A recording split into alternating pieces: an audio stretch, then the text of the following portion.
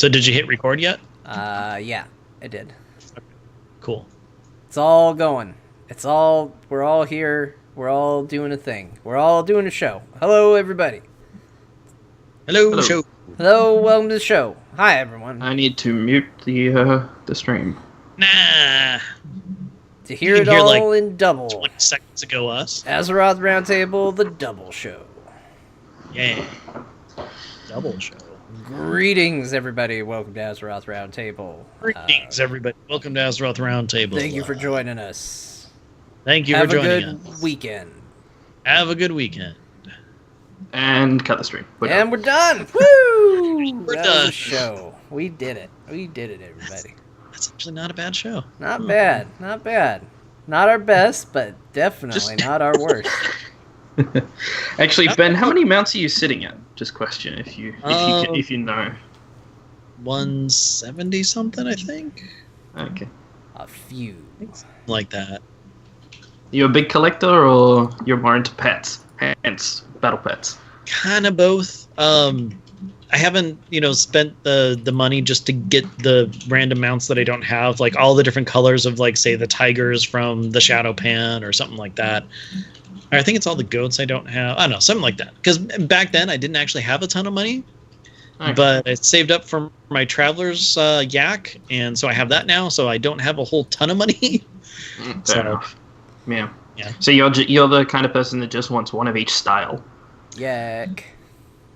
Kinda, except I really want to get the achievements too. So eventually I'll get everything else. Fair But enough. I had to get all the Voltron mounts because I love Voltron. So I also spend a whole ton of money making those. So Yeah, I did the same. I'm sitting at 235, so not bad. Is the highest achievement right now still the 200 or is it the 250? 300. Oh, The Lord of the Rings.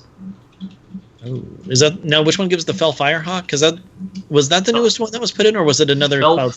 Spellfire's 250. Lord of the Rings gives you the Azure Cloud Serpent. Oh, the heavenly one, right? Yeah, Yeah. Okay. one of the coolest looking ones.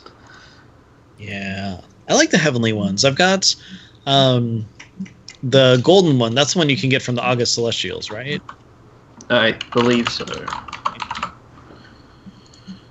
Yeah, the Heavenly Azure Cloud Serpent. Nice.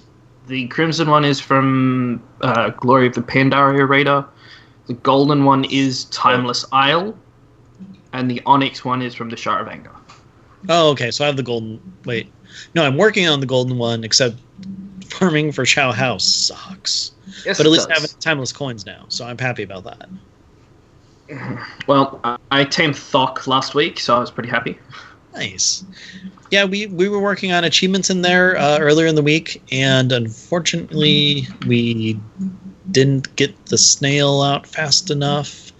And then we came back and then tried to tame him, and then unfortunately, the hunter who was going to tame him had too many pets already. So it's just one of those things where it's like, okay, let's just kill a dinosaur. Yeah.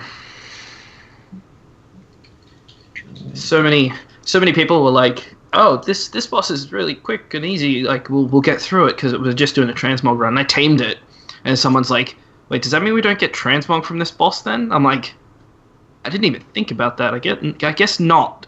And everyone's like, who cares?" I'm like, "Okay, good." Oh, you got transmog out of it. You got a transmog Tyrannosaurus. That's true. The best thing you can get. Yep. Retweet. There we go. Okay. John, everything has been tweetered out. So we're good. We're ready. We're ready Yeah, I to think do so. this. Yeah. We're gonna Spazz, do a show. are you good with doing our normal show opening where you're all like, "Hi, I'm Spazz Wesson from Reigns of Azeroth, and you're listening to Azeroth Roundtable." Really nailing that Australian accent there, Ben. Yeah, I was Yeah. gonna say I'm from Reigns of Azeroth in Australia, not the South. Howdy, y'all. We got a mount today. It's a horse like all of them. This one's a Palomino. Yeehaw. Yoo-hoo. Yeah, Okay. I'm good. Cool. Well, whenever you're ready to kick us off, feel free.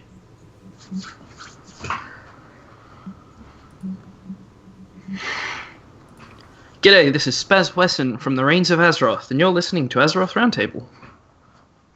And I didn't screw that up. And we didn't interrupt. I know. Well, I thought I'd get the words mixed because the shows are quite similar. You know, you wouldn't be the first one who that's actually happened to. Oh, geez, I couldn't remember. It was something else with Azeroth in the title, and I can't remember what it was. But they're like, "I'm from this show, and you're listening to this show." I'm like, "No, that's not right." Other way around. Yeah, other way. But yeah. Welcome to Azeroth Roundtable, episode 176. My name is Ben Bumhofer, and with me, as always, is John Jagger. How's it going, John? Well, hello, Ben. How are you, first of all? You know what? Thank you for asking. I'm doing pretty good. Good. I'm glad you're good because I am also good. That is too good for this show. Yeah, okay. I just looked at the GIF in the video, and that is very fitting to what we were talking about before. That's awesome. Well, you know, I do what I can. Yeah, that's right. So joining us this week is... I can't think of a really good thing off the top of my head. Let's try this again. As opposed to all the other weeks where your intro is absolutely just so fantastic. Anyways, joining us this week from Down Under is Spazz Wesson. Hey, Spazz, how's it going? I'm doing good. Collecting mounts, you know, as I do. That is very good. Oh, man. Yeah, I totally blew that. At least, you know what? At least so far we haven't done the whole, like, Ben and John try to do an Australian accent because, yeah. That's just I don't know. I heard you try. No, and I wasn't trying to do an Australian accent. I was just making a funny voice. I don't know. You were doing an impression of Spazz, and you did an accent, which I can only assume was your attempt to do an Australian accent. No, I don't think so. I don't think so at all. Speaking of accents, is my accent thick to you guys? No, not at all. No? Okay. Do you want? Because I met some people that are like, well, the thing is, a lot of people are like, wow, you can really tell you're Australian. I'm like, really? Not really. Not really. I've met people that are like, are you Canadian? I'm like, no. I watch a lot of Canadian television, and I watch a lot of Loading Ready Run who are Canadian, so maybe I pick up a lot of their mannerisms, but I don't. No, I'm not. And they're like, oh, you sound Canadian. I'm like, I'm Australian. So weird. Just First time they get you're that big Canadian Australian. Yeah. You're Australian by way of Canada. There you go. Just a hop, skip, and a jump, right? That's how that goes. Yep.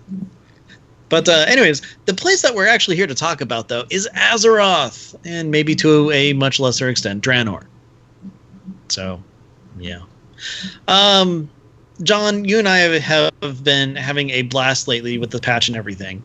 Spazz, what about you? Have you been, really taking advantage of this, new class mechanics and, buffs here, debuffs there, and all that and whatnot? Once I was done opening all my salvage crates, yes. The thing is, I like some of the changes, and I don't like some of the changes, which I know is probably not. It's probably the same as everybody, but for Beast Mastery Hunters specifically, the change they made to Stampede, I don't like.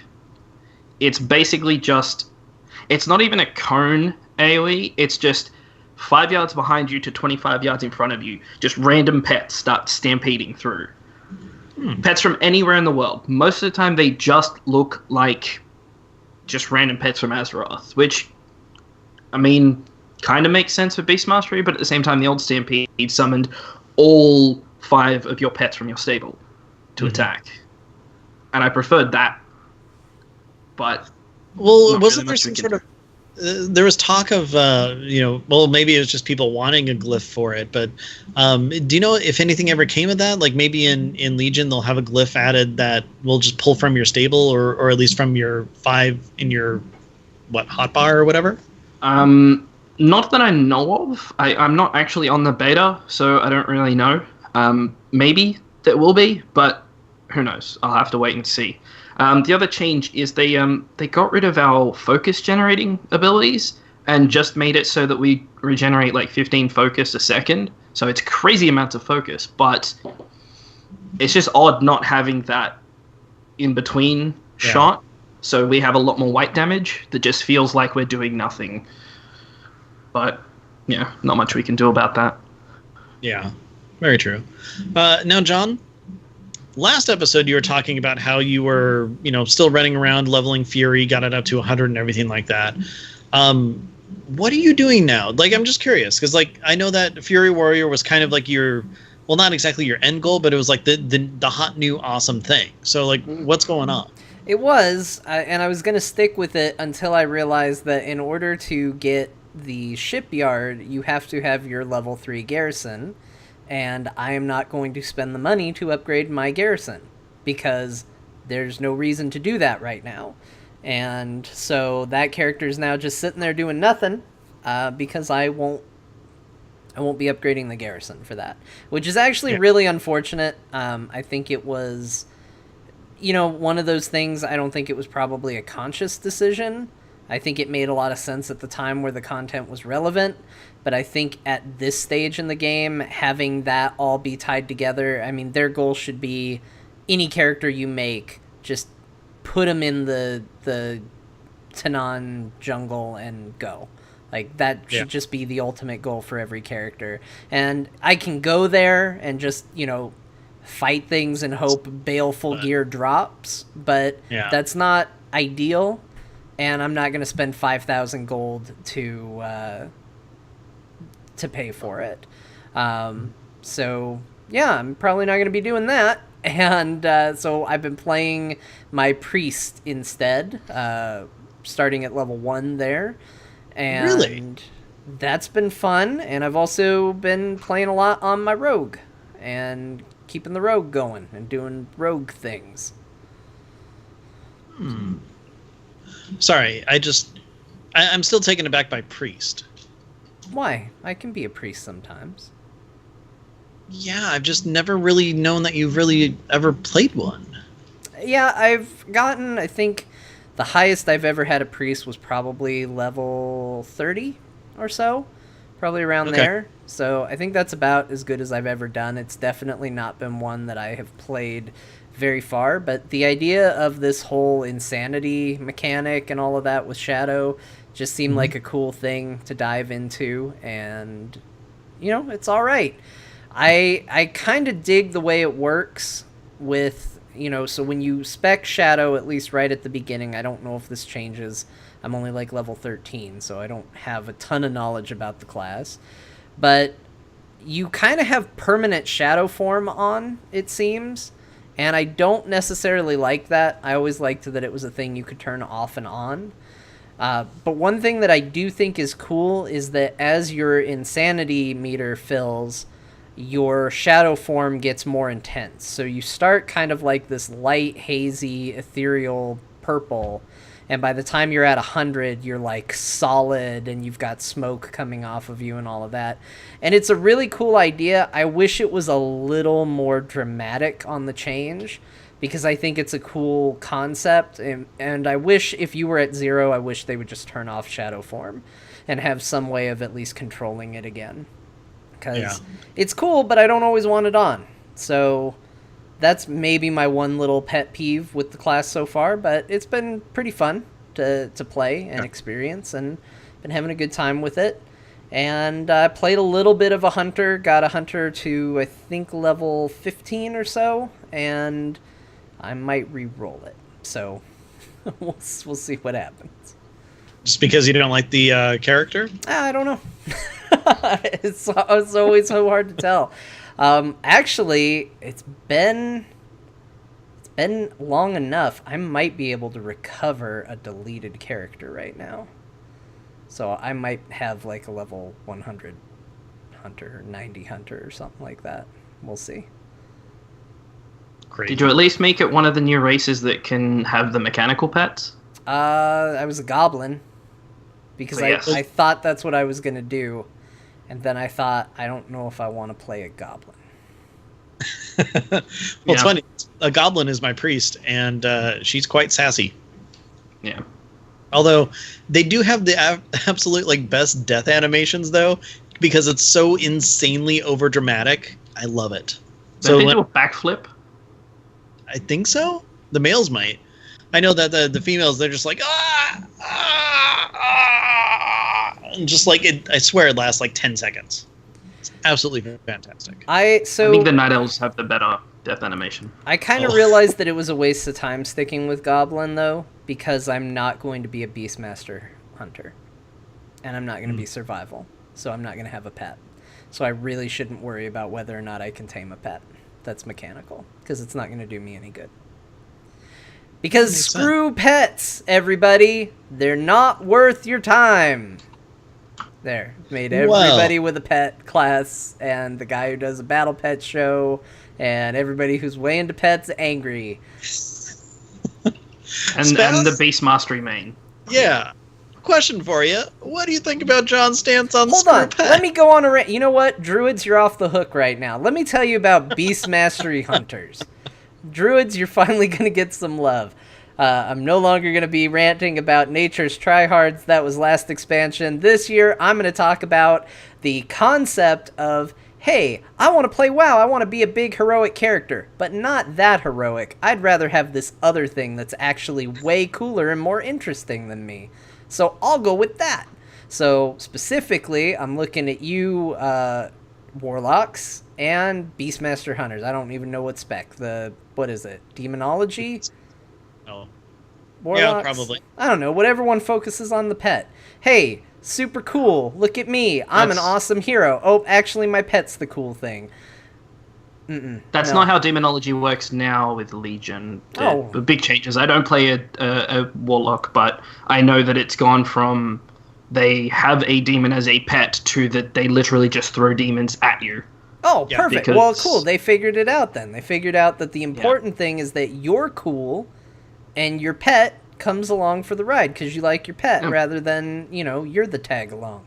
So, Spazz... And what you actually said... sorry to interrupt, but what you actually said is what everybody that's a Beast Mastery Hunter was complaining about when they gave us our artifact weapon.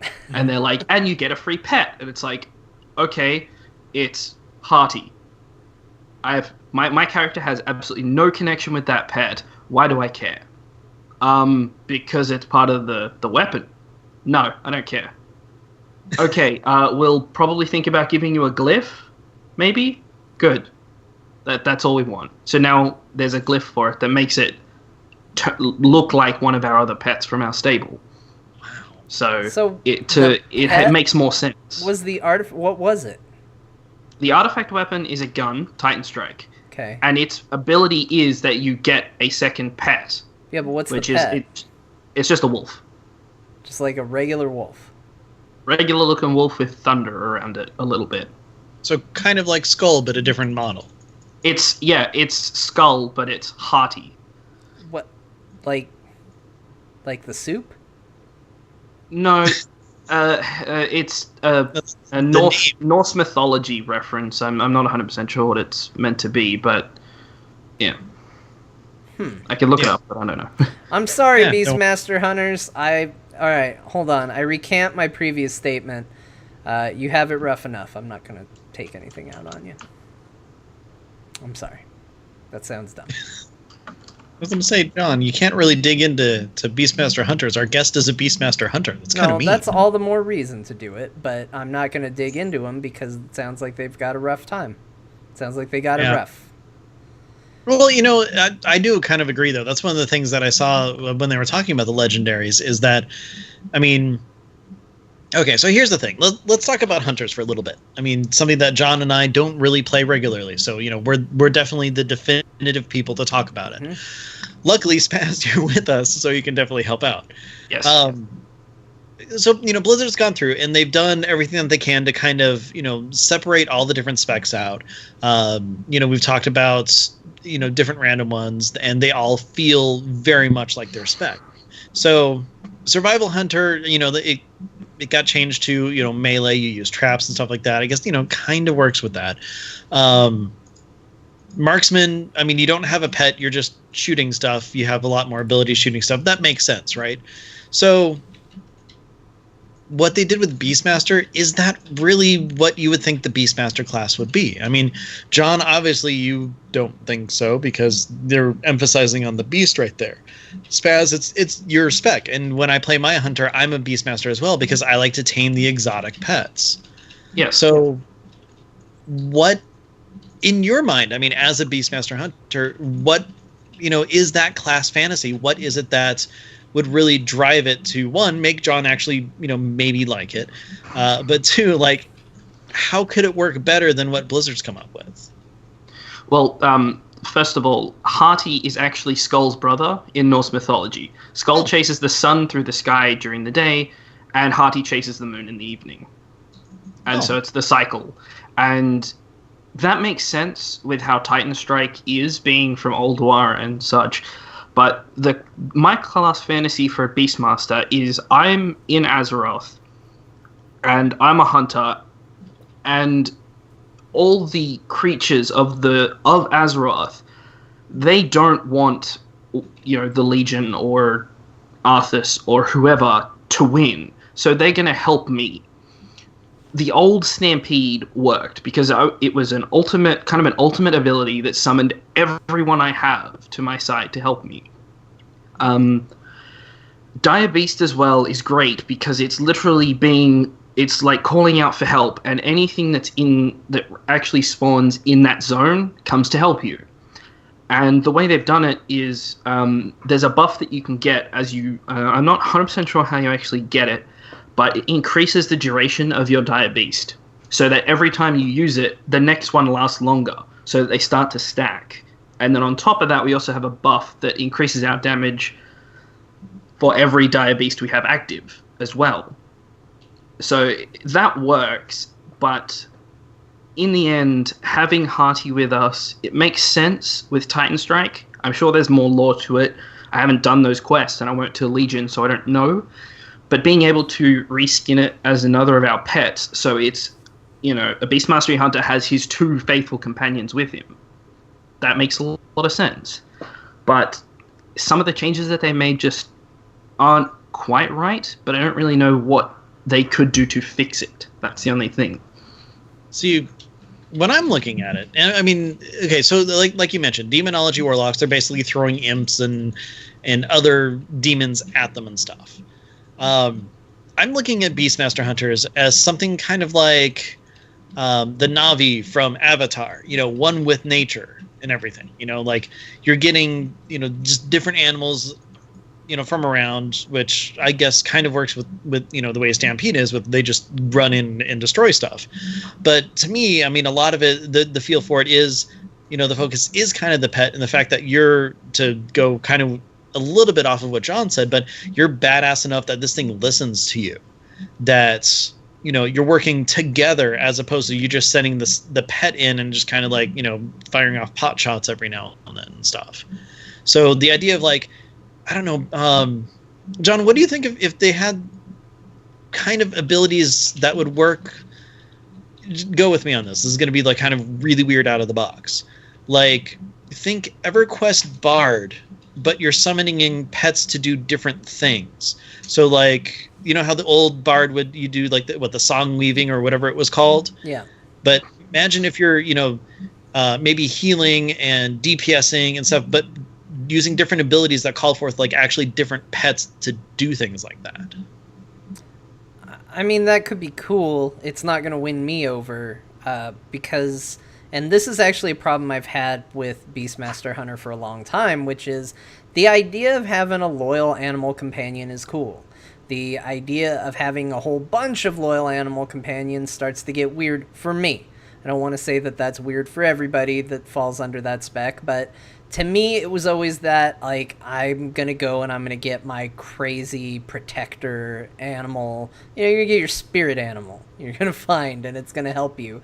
And so when they started saying, all right, this is a tenacity tree, and this is a blah, blah, blah tree, and people had to start being forced to pick certain pet types, that's where they definitely lost me. And I was like, oh, I'm never going to do this. Because if I want to tell the story of my character who, has this awesome wolf companion, then my animal companion needs to be a wolf, regardless of what benefits that provides or doesn't provide. And that's what I need to stand by. So you're not going to ever win me over with an argument of, oh, look at all the pets you're going to pull out, because in theory, I only want one, maybe two.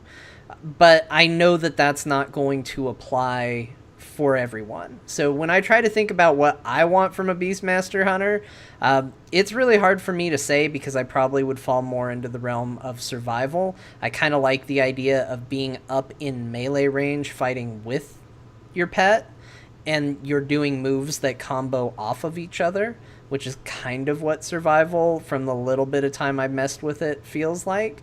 But the other problem that I always run into with WoW specifically is the place where I like to have my camera happens to be right where the pet always wants to stand.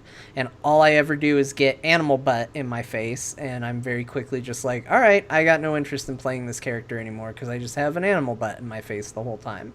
And as we have learned, people are very picky about the position of their camera, and you should never ask them to change what that position could be. So I don't think it's wrong for me to stick my heels in the ground and say, nope, not going to play a pet class because I hate where they put it. It's also why I didn't run around with bodyguards most of the time for Draenor. Everybody likes to stand right where my camera is. And if I go to right-click something or click on something, they like to actually step in front of me as I'm clicking it. They're not there when I start, but they're there by the time I'm actually doing it. So I just don't like that aspect of the game. I'm always going to want to be by myself in that scenario, because it always just gets in the way.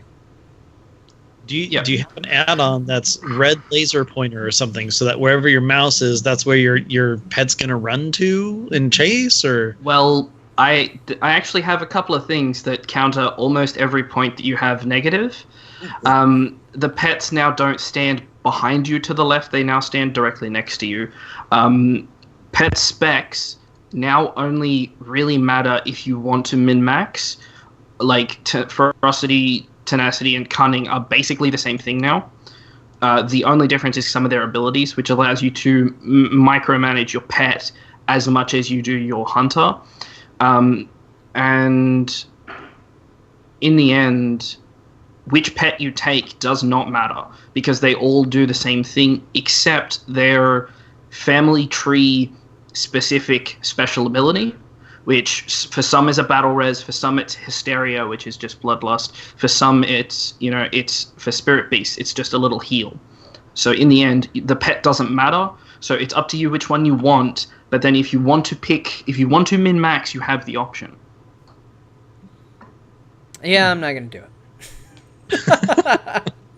I'm going to probably, I don't know, I tried survival for a little bit, and then I was like, oh, this just feels weird. I'm going to switch over to marksman and not worry about this whole pet business. And actually, the reason I did that was because the pet was getting in my way. So... so even though it's been fixed, it still is it's not matching what you want it to do, which is essentially like be on the far side of the screen or off camera. Yeah, if it can be just not seen. I basically, where I want my pet to be is max box distance behind whatever it is I'm fighting. Mm-hmm. If it could know to do that by default and then stay there until I have moved a long distance away from it, then I might be okay. But that would be interesting. I'm like, no. There are glyphs that let you make your pet smaller. It would be interesting if there was a glyph that makes you unable to actually target your pet with your mouse, like you couldn't accidentally click on your pet. That'd be useful. And also, as a survival melee hunter, did you like the chain? What chain? The get over here ability that you have. I don't know if I unlocked it. Do you unlock it right away? I don't think I'm not 100% sure. It pulls you towards the enemy, basically. It looks and it works really well. A lot of people weren't sure if it was going to work, but it actually does. It's really fun.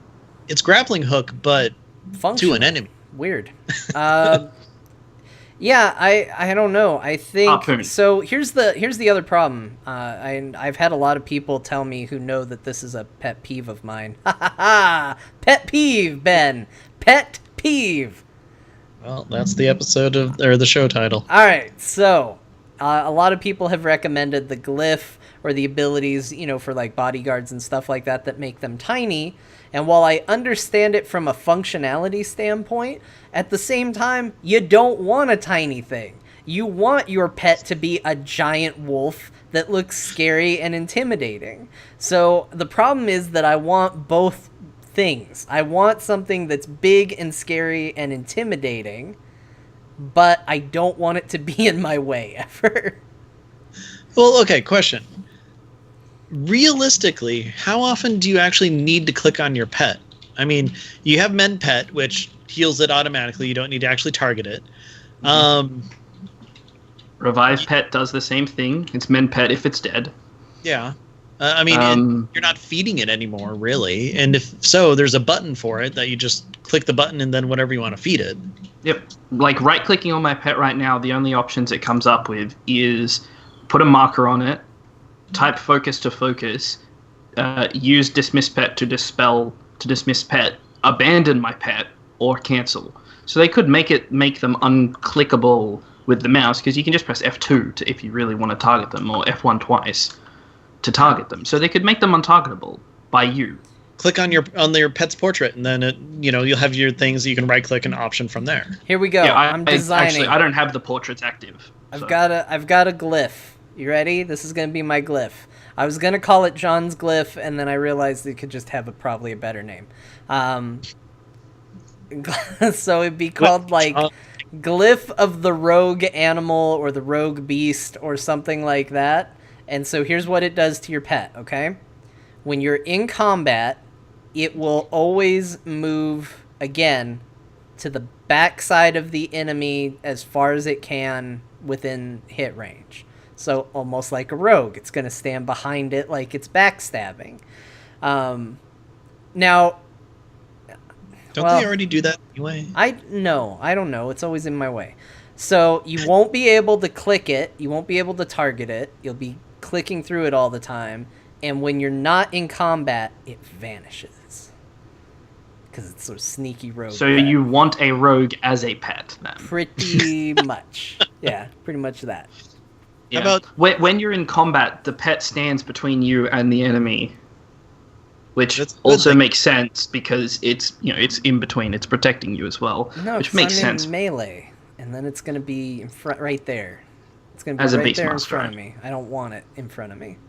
I want it gone. I want it doing its thing from somewhere else, far away. Then you need a wasp, a ranged pet. Who wants a wasp? Wasps are the worst. Or a spore bat. Those are the ones that everyone spore bat. Because when I think cool, I think here comes the spore bat. Okay, so one of our hunters in Raid used to have a spore bat and would pull it out when we were missing a buff, and its name was Dipshit. Yep, that's how I feel about spore bats. Spot on. It's a buff pet. It's the one that everyone wants you to have. Who in Azeroth wakes up and is like, oh, the spore bat just calls to me. The friggin' spore bat? That's like... oh, my spirit animal is a cow. Not even like a dopey cow. Yeah, well, I have every color of Quillen in the game, so... That's actually kind of impressive to me. That seems okay. That also includes the rare ones that you have to actually track down. They're invisible and they walk around through the Invisible veil. Pet. Nailed it. It's what I need. They can't actually stealth. I actually have a bugged out pet. Really? He, the northern section of Pandaria, there's an area where there's the stone Mogu and the stone Quillen, and they get zapped by lightning and they come to life. And so I was like, okay, he's stone looking, I'll tame him. I tamed him, and he turned to stone and sat there next to me and didn't move. Also perfect. Every time I summon him, he sits there, he does absolutely nothing. No damage, Great. nothing. Great. There you go, John. You got what you needed. Perfect. This is the pet I need. I don't need any other pet. This one will work fine. I will spec Beastmaster now. That is okay.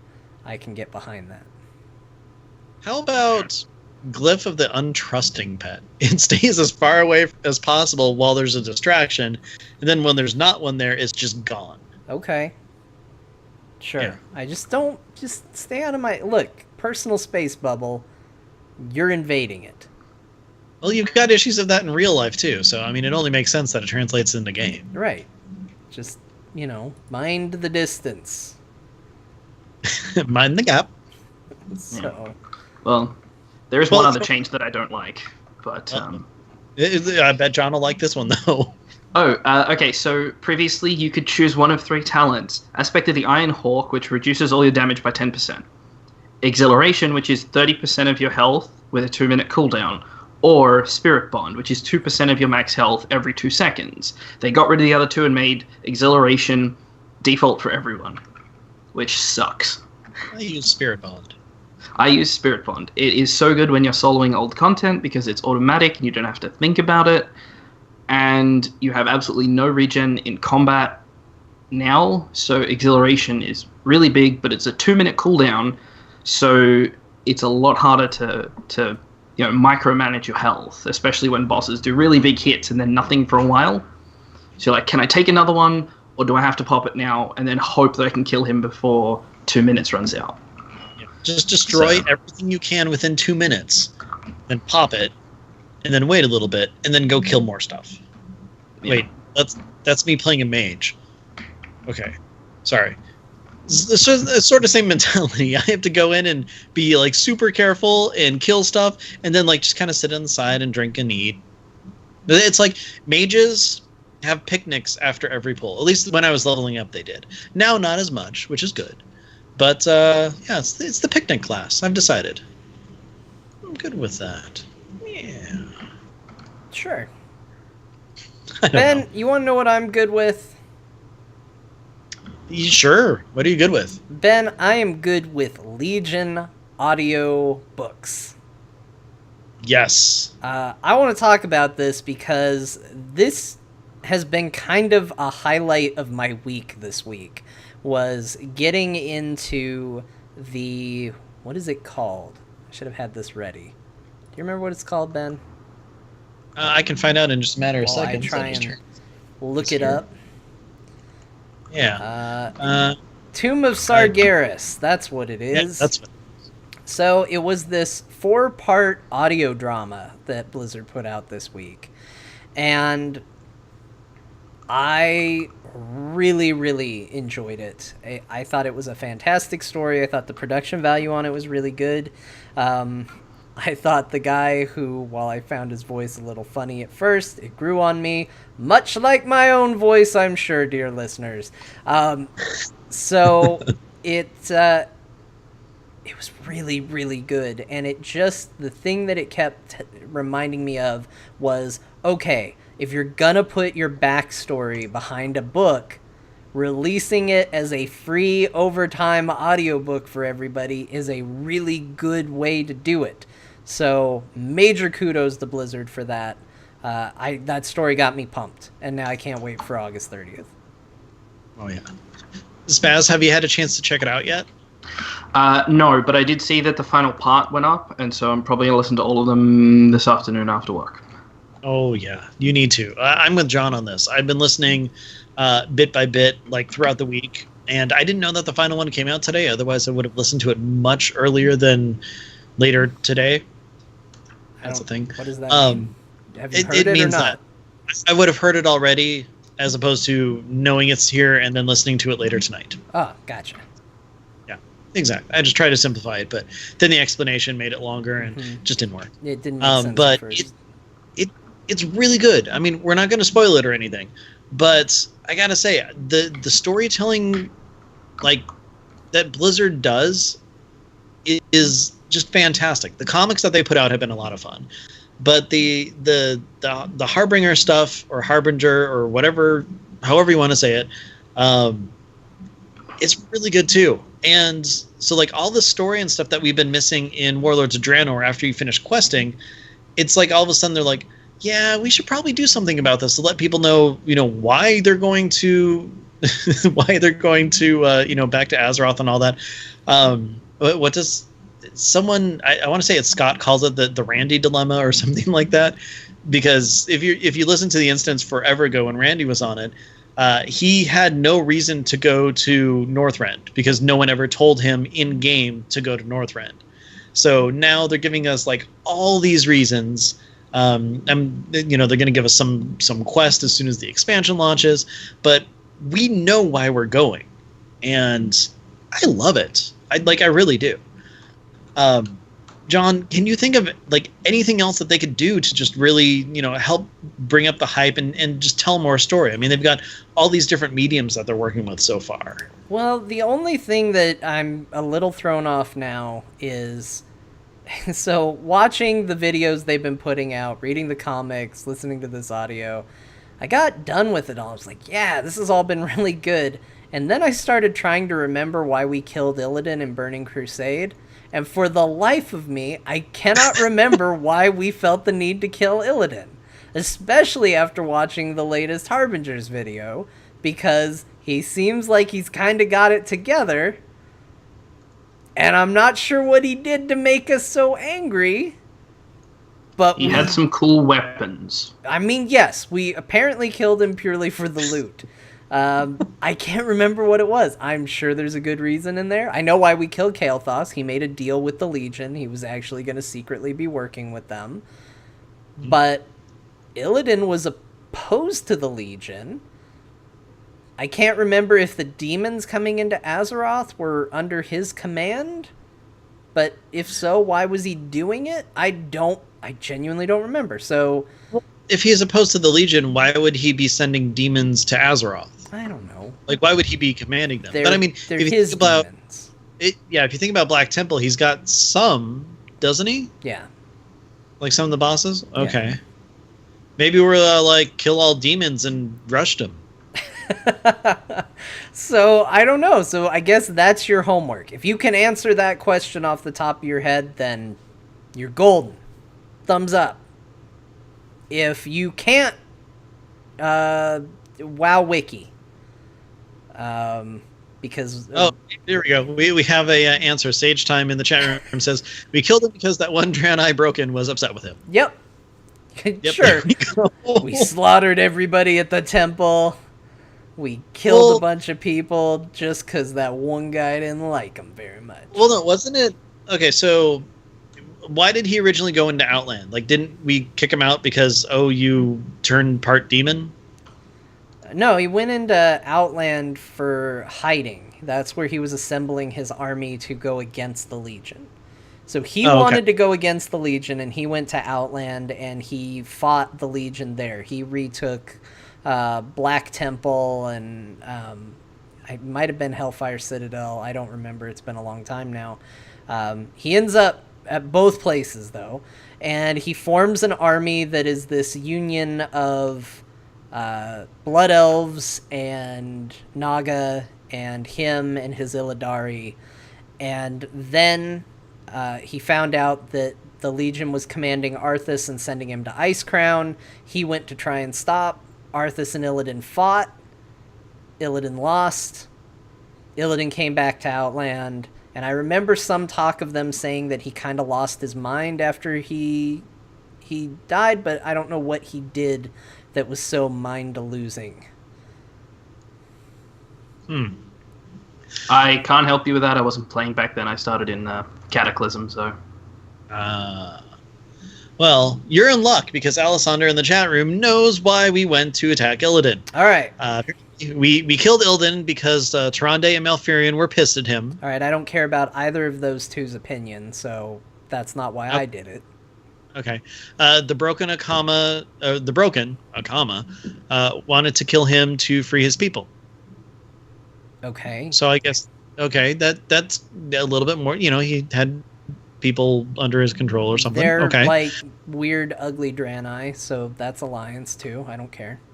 Okay, and Illidan had captured Maeve and was holding her prisoner.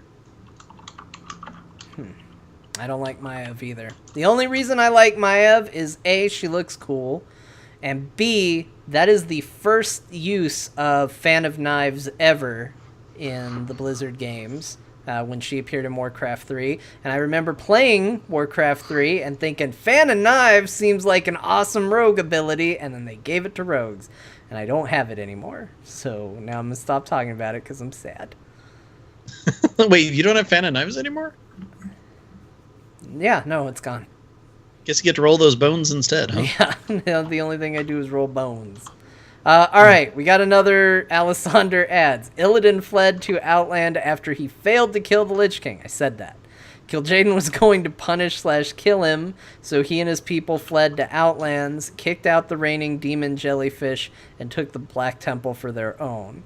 He set up an army knowing Kil'jaeden would be coming for him, and was entrenching when we showed up, hearing there was fat loot. Now, that sounds more realistic. That sounds more in line with the dick moves that we've been doing in this game. So, all right, Illidan, not a bad guy. I'm ruling it. I'm putting a stamp on it. The true villain is man. We're the real villains of this game. It looks as though Beauty has killed the beast. Yep. Yeah. Okay, so Spazz, you came in Cataclysm. Yep. I've got to ask, do you know why we killed Deathwing? I know. Because he was destroying the place. Yeah. Okay, yeah. It's a there you pretty go. good reason to kill Deathwing. Okay. He know killed why me at least once. Yeah. He gave me a fire bath. Not fun. We know why we killed Arthas. You know, Undead Legion being sent everywhere. We know why we killed Garrosh. That's simple. Yeah. We know why we killed the Warlords. Kind of. Nope.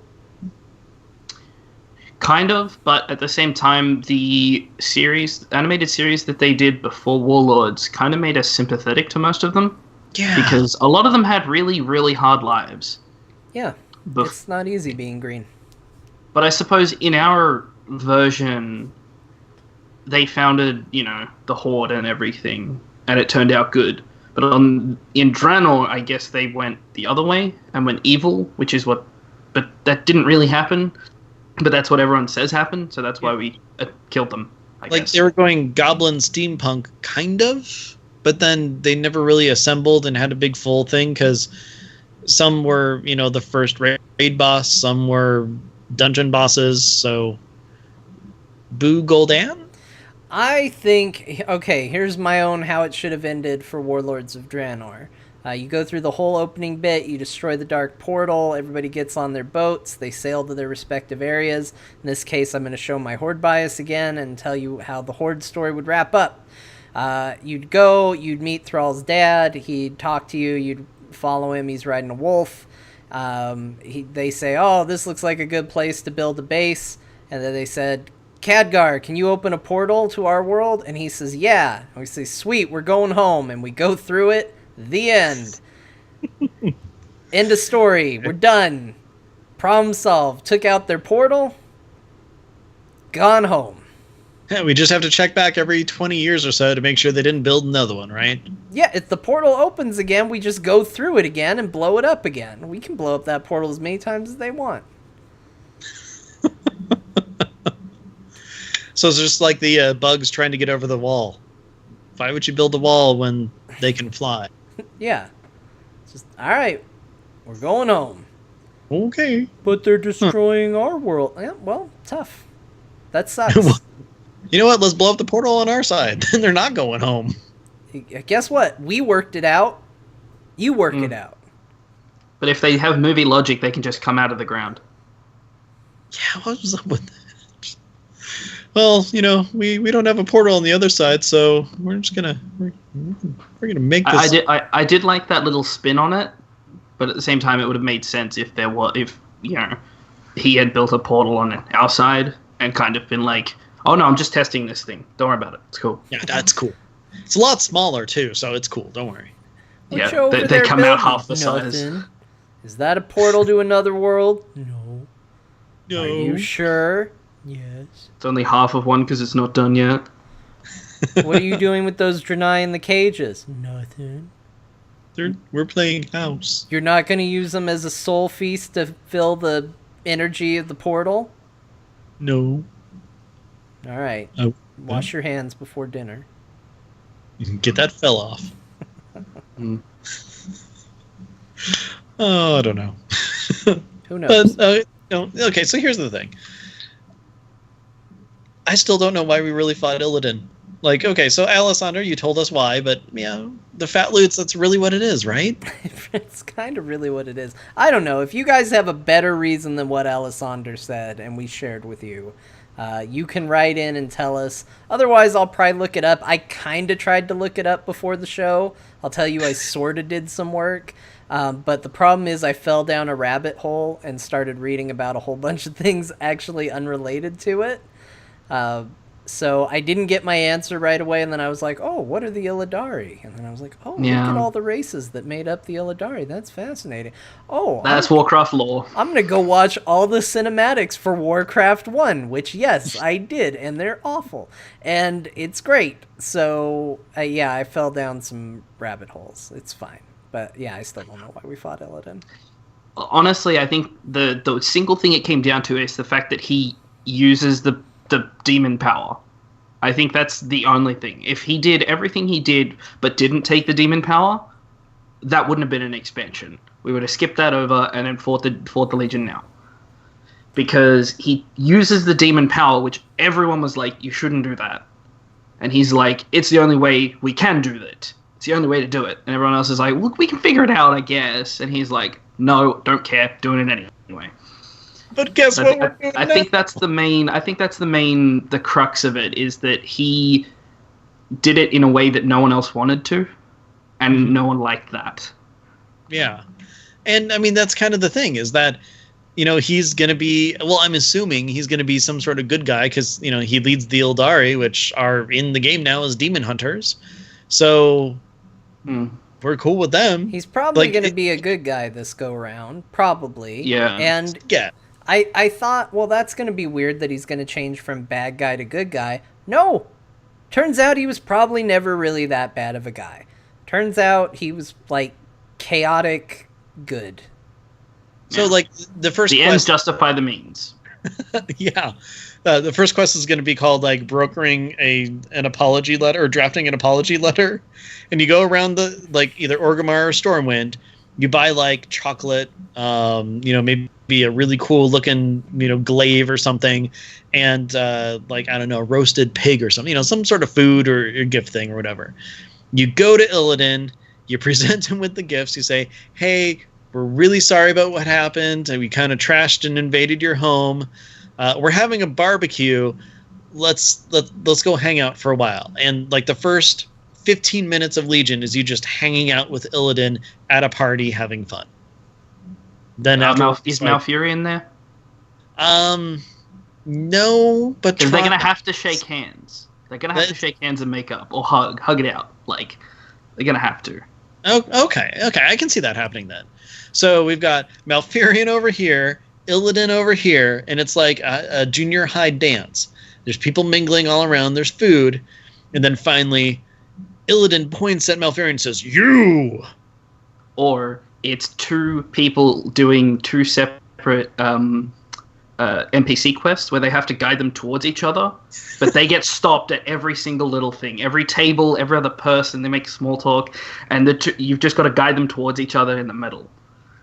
Okay. Has anybody which one of the two? In the beta, I would encourage everybody to try this, or once the game comes out. We need to have somebody test what happens if you talk to Illidan with the Flames of Azeroth equipped. In the dungeon, he says you are prepared, but I'm not sure about in Legion. He may have some voice line, but I don't know. And speaking of Illidan, then, is he still fell empowered in Legion? Oh, totally. I would think or so. He's fell empowered, but he just isn't being controlled? Because he may have been being controlled by a demon without realizing it in BC, but is he still fell empowered but not being controlled now? Maybe or at the end he pops up and is like, surprise, I was evil all along. I mean, Gul'dan does bring him back to life, which brings a whole lot of things to question. I don't think he brings him back to life in that cinematic. I think he wakes him up, because he's technically in prison. Yeah, so he's frozen. Okay, hold on. I'm gonna... Not dead? No. I'm gonna take a firm stance here and call you both wrong. Gul'dan returns Illidan's soul to him. That is Illidan's body. That is not Illidan's sleeping bubble. That is Illidan's body. He is dead. Okay, I thought it was something about demon, because he's technically a demon now. He can't die in the real world. He gets sent back to the Twisting Nether. Yes, and Gul'dan pulls that back into his body. Okay, I can support that. Okay, I see how that works now. So the only evidence I have to support my extremely strong stance is that if you go back and watch it, you can actually see the energy transfer when Gul'dan puts his hand there. Yes. So I thought that was more of like a shock to the crystal to shatter it, to start it breaking. Well, I mean, but it makes sense. It can make sense either way. Yeah. We'll find out on August 30th. Wow, Blizzard should pay me. I shouldn't have done that. Or we'll find out on Tuesday. Maybe. But that's not when the Broken Shore happened. Well, I don't know. With the Demon Hunter stuff, maybe that is when we find out. Well, maybe Illidan will show up. I mean, who knows? Be like, hey guys, sup? I'm Illidan. You might have heard of me. Well, we don't need a class trainer to learn skills or change spec, so he technically doesn't need to be anywhere, because you needed to talk to a class trainer. Now you don't. Because Illidan's everywhere. Too many Illidan. Well, that's going to do it for Azeroth Roundtable this week. We hope you've enjoyed the show. All it is just questions about Illidan now. I don't even know. Anyways, Spazz, thank you very much for joining us. It has been an absolute blast. Where can people find you? I am on Twitter at Spazz Wesson. I do a podcast myself with Cinder. Reigns of Azeroth. That's on Twitter at Reigns of Azeroth. If you have any really cool transmog you want to send us, really cool pictures of you on your mounts, on your rare mounts, send them to reignsofAzeroth@gmail.com. We're actually doing our first live episode on Twitch, episode 30, in a fortnight. And we're going to, because it's on Twitch, I'm going to get all the pictures that I can and have them playing through as we go through the episode. So it's going to be really good. Very cool. John, what about you? Where can people find you? If you want to hear more from me, you can follow me on Twitter. I'm at John_Jagger. You can catch me on the Core podcast.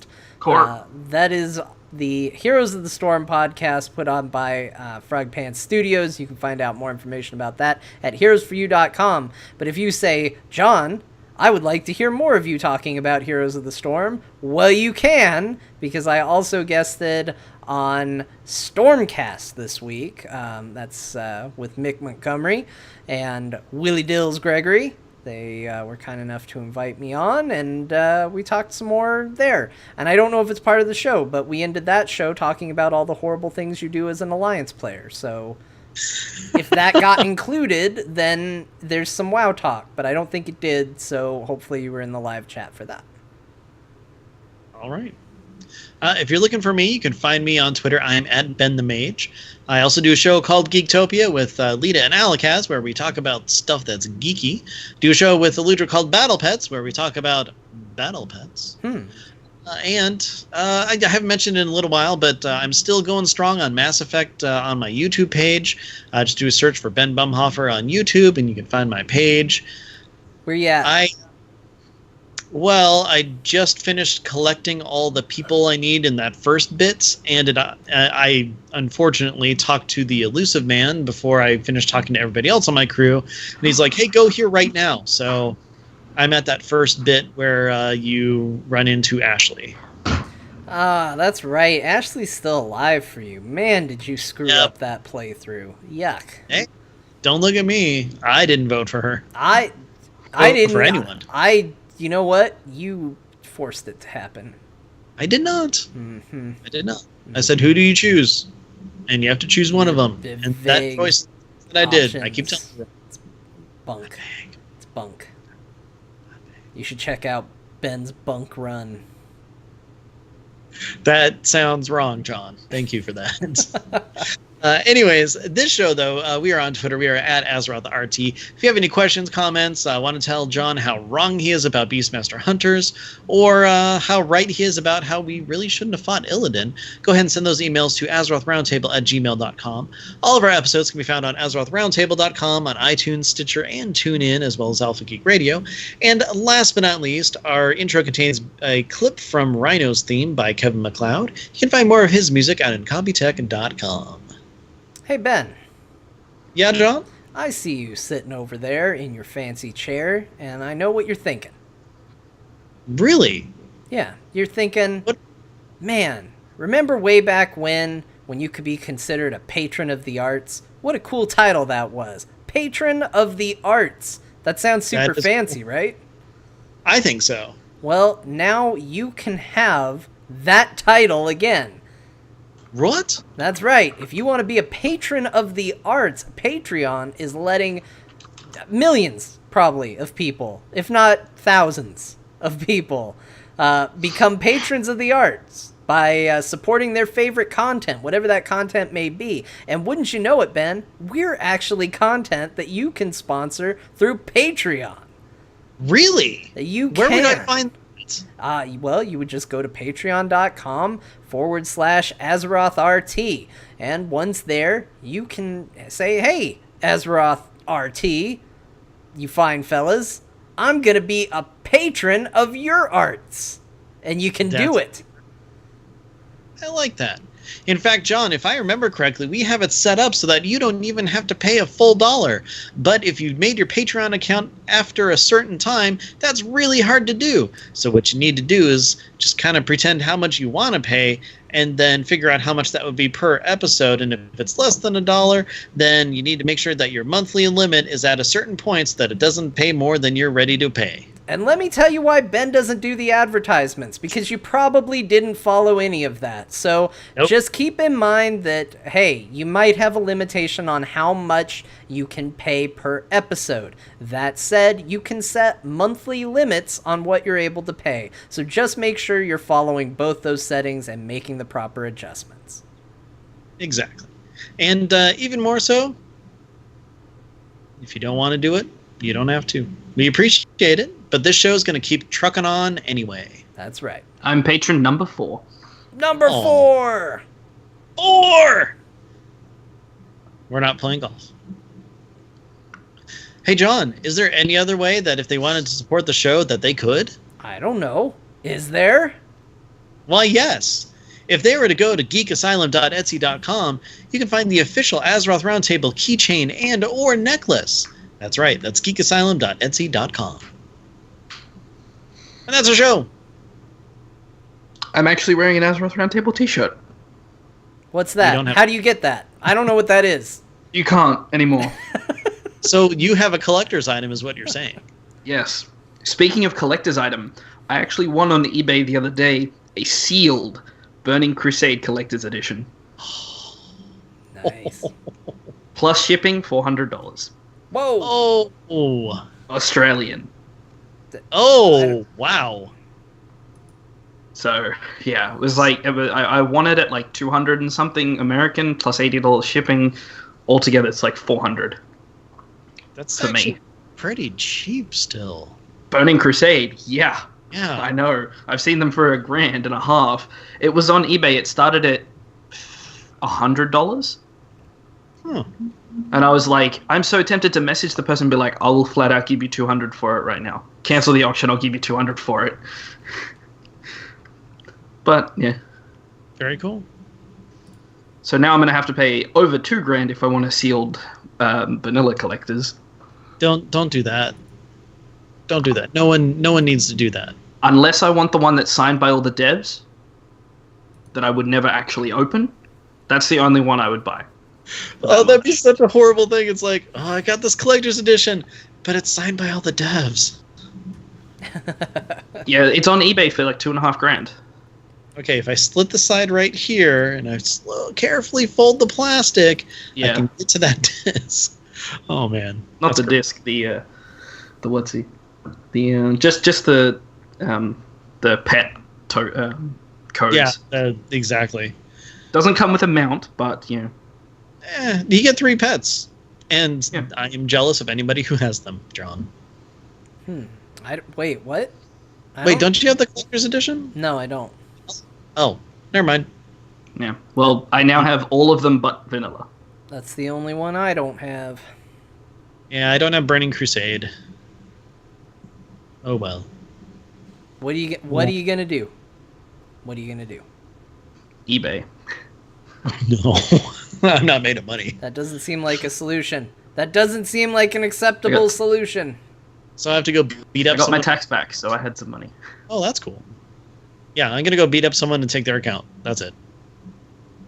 Wait, no, I shouldn't do that. That's bad. Forget I said anything. Fair enough. Cool. Well, This episode has more questions than I thought we would have. Yeah. Like, why What's did to do with fight Illidan? him? Seriously, why did we fight him now? It's bugging I me. told you. The questions to be had. Kind of like the Warlords. We didn't really need to, but we did anyway. Yeah. We didn't need to do anything.